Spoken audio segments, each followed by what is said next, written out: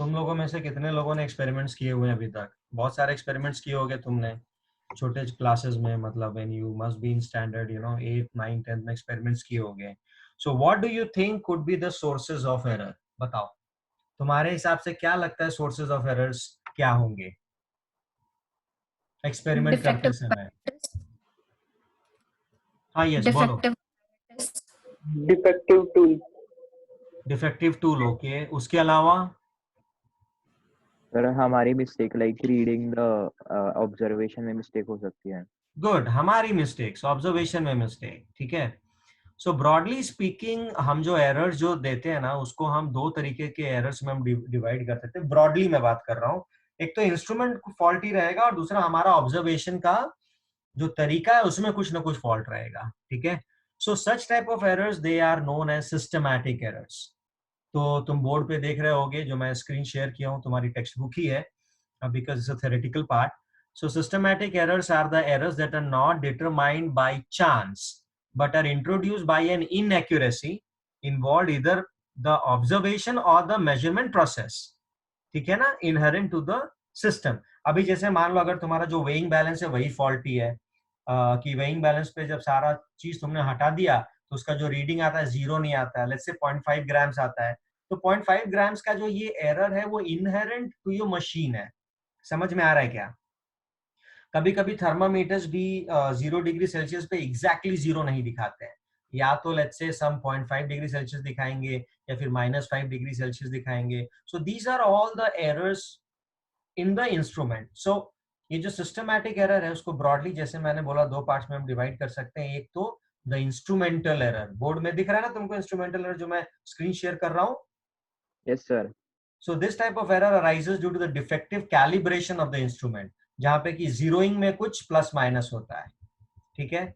Second is हमारे side से error, जो ऑब्जर्वेशन में error. So error due to the imperfect experimental techniques. Example बहुत छोटा सा दूंगा. जैसे मान लो एक टेस्ट ट्यूब लिया है तुमने, तो डिफेक्टिव सेटिंग तुमने कुछ कर दिया तो उसकी वजह से तुम्हारा जो रीडिंग आ रहा है वो गलत आ रहा है. पर्सनल एरर, तुमने एक टेस्ट ट्यूब लिया, टेस्ट ट्यूब में तुमने पानी फिलअप किया और टेस्ट ट्यूब को अगर तुमने हल्का सा इंक्लाइन भी कर दिया ना, तो जो रीडिंग है मान लो 10 ml की, वो शायद से 9 ml दिखे, या 10 ml की 11 ml भी हो सकती है. So these are all different types of errors which are introduce. कभी कभी ऐसा होता है कि स्केल को अगर हमने बगल में रखा और अगर हमने जिस पर्सपेक्टिव से देख रहे हैं थोड़ा अगर हमने ऊपर नीचे देखा, तो रीडिंग्स हमको एक एक mm से थोड़ी प्लस माइनस दिख जाती हैं. ठीक है. So these are the different types of errors, mainly due to the error in the instrument first, and second due to the हमारे perspective से जब हम देखते हैं तो उसमें जो error आता है. So these two are classified as a part of systematic error. इनको हम बोलते हैं systematic error. तो systematic error can be corrected in the sense कि आप जो इंस्ट्रूमेंट है वो आप अच्छे इंस्ट्रूमेंट्स यूज कीजिए, जिस तरीके से आप देखते हो वो आप तरीका अच्छा यूज कर रहे हो. पैरालेक्स वगैरह के जो एरर्स रहते हैं वो सब इसी में आते हैं. तो ऑब्जर्वेशन अगर आपने सही किया तो these systematic errors can be easily removed. तो सिस्टमैटिक एरर के अलावा जो दूसरा एरर आता है that is a random error. Random error पे you do not have any control. जैसे I will give a very simple example. We all know that अगर टेम्परेचर चेंज हुआ तो जो मेटल्स रहते हैं उनका लेंथ भी चेंज होता है. So as I increase the temperature, the length of the metal increases. If I decrease the temperature, the length of the metal decreases. अब अगर मान लो तुमने एक मेजरिंग स्केल लिया हुआ है which is of metal, और अगर तुमने हाई टेम्परेचर पे कोई चीज मेजर कर दी, तो ऑब्वियसली जो मेजरिंग स्केल का जो लेंथ है वो 1 मीटर से बड़ा है. तो वहां पे जो तुमको एरर आएगा वहां पे you can not do anything. दूसरा तो मैं एरर बताता हूँ. जैसे जो अपनी क्लॉक्स रहती हैं उनकी जो निडल्स रहती हैं, अभी तो डिजिटल क्लॉक्स वगैरह आ गई हैं, बट पुराने जमाने में जो निडल्स वगैरह की जो क्लॉक्स हुआ करती है, पेंडुलम है, लेट्स से पेंडुलम का तो केस हमने डिस्कस भी किया है. पेंडुलम में जो पेंडुलम है उसका लेंथ डिपेंड्स ऑन टेम्परेचर. सो अब अगर चीजें बहुत हॉट वेदर है तो पेंडुलम का लेंथ बढ़ जाएगा. पेंडुलम का लेंथ बढ़ जाएगा तो जो उसका जो टाइम पीरियड है ना वो चेंज हो जाएगा. तो अगर उसका टाइम पीरियड चेंज हो गया तो उसको अगर हम बेस लेकर के कोई भी टाइम को मेजर कर रहे हैं तो उसमें एरर आएगा. सो रैंडम एरर्स पे हमारा कुछ कंट्रोल नहीं रहता ज्यादा. So these are the errors which are introduced even after following all the procedures to minimize the systematic errors. These types of errors may be positive or negative. These errors cannot be eliminated completely, but we can definitely minimize them by repeated. तो अभी इसमें हम क्या करते हैं, अगर ये हमको एरर कम करना है तो we start taking multiple readings. अभी जैसे मुझे पता है कि भाई जो लेंथ है वो मेटल का बना हुआ, जो मेजरिंग जो हमने इंस्ट्रूमेंट यूज किया मेजर करने के लिए वो मेटल का बना हुआ है. सो अभी मैं क्या करूंगा, जब 40 डिग्री सेल्सियस रहेगा तो भी मेजर करूंगा, 20 रहेगा तो भी करूंगा, 30 रहेगा तो भी करूंगा. तो मैंने बहुत सारी रीडिंग्स ले ली, फिर मैं उसका एवरेज ले लूंगा. तो तुमने भी जब एक्सपेरिमेंट्स किए होंगे तो ये टेक्निक्स तुमने भी यूज की होगी to finding out the average. किया था कि नहीं किया था? यस सर, किया था. Yeah, so averaging is a very good technique, and this helps you to minimize the all of these types of different errors. Now we will move on to what all different types of errors are there. So please take out your notebook, and I would request कि आप अभी इसमें अपने को calculator भी use करना पड़ेगा अभी जो हम करने वाले हैं उसमें. So the first type of error that we are going to see is called absolute error. So first write down the definition of absolute error. Absolute error.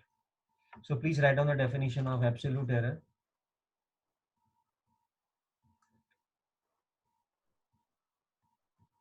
The magnitude of the deviation, पहले definition लिख लो फिर मैं उसको explain करता हूँ. The magnitude of the deviation of the result, the magnitude of the deviation of the result of any measurement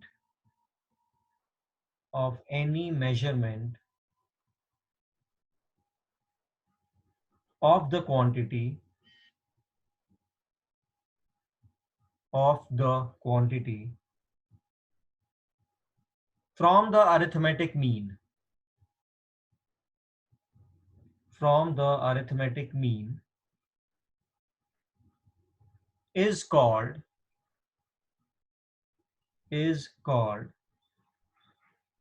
the absolute error of the measurement.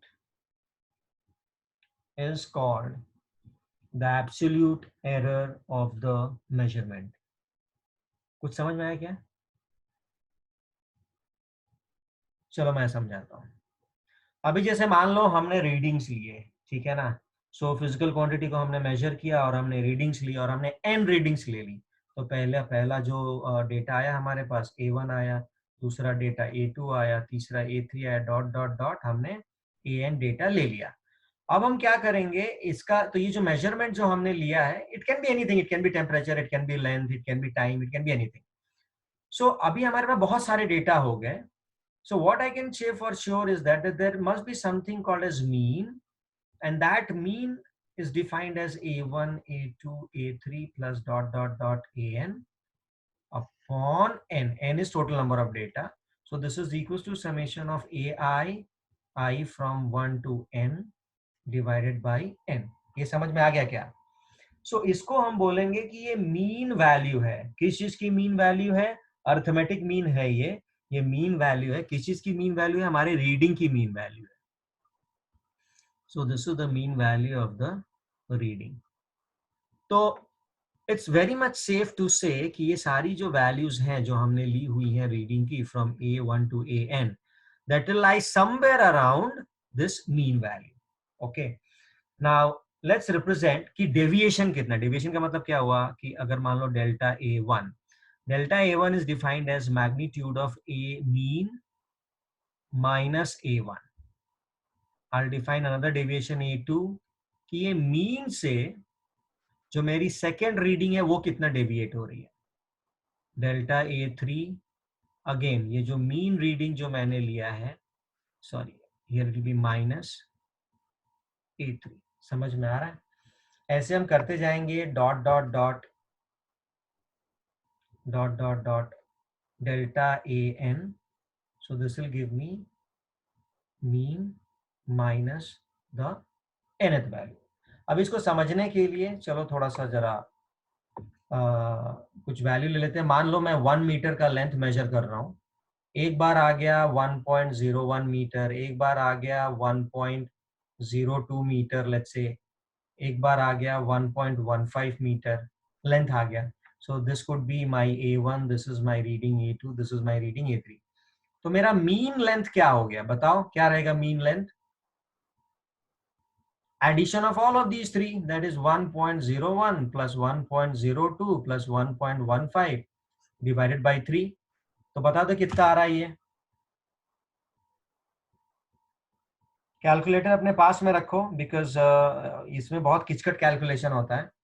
So 1.01 3.18 1.02 1.06 plus 1.06 1.15 divided by 3, 1.06 1.06 दिख रहा है क्या?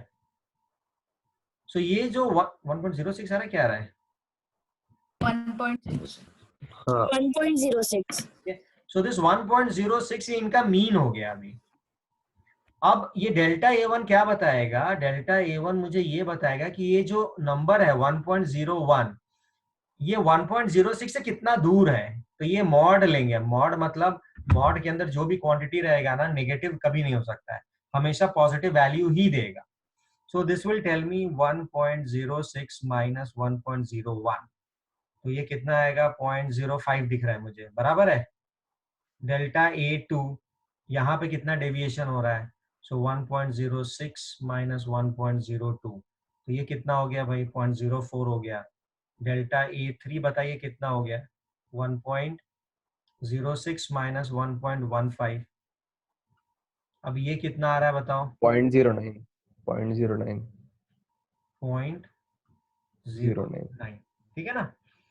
तो ये जो है ना delta A1, delta A2, these are called absolute errors.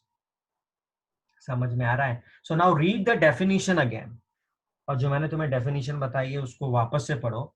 The magnitude of the deviation of the result of any measurement of the quantity from the arithmetic mean. तो ये अरिथमेटिक मीन हो गया, और उसमें से रीडिंग को जब हम सब्ट्रैक्ट करेंगे तो वो मुझे बताएगा कि डेविएशन कितने का है मीन से, और ये जो डेविएशन है इसको हम एब्सोल्यूट एरर बोलेंगे। तो A1, A2, A3, all of these quantities they are absolute errors। तो अभी आपको समझ में आया कि एब्सोल्यूट एरर क्या होता है?